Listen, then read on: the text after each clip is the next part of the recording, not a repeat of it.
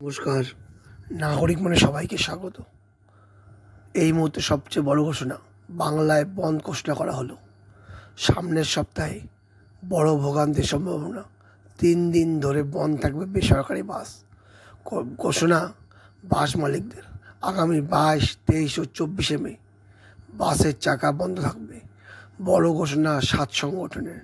আমরা 22, 23, 24 মে 72 ঘন্টার জন্য পরিষেবা তুলে নিতে বাধ্য হচ্ছি। যদি কোনো সুষ্ঠু সমাধান না হয় তবে যাত্রীদের কাছে অনুরোধ রইল, আমরা তাদের কাছে ক্ষমা প্রার্থী। 7টি মঞ্চ মিলে এই কর্মসূচি নেওয়া হয়েছে, জানিয়েছেন বাস সংগঠনের নেতারা। এই মুহূর্তে সবচেয়ে বড় ঘোষণা, বাংলায় বেসরকারি বাস পরিষেবা বন্ধ ঘোষণা করল 22, 23 ও 24 মে 72 ঘন্টার জন্য।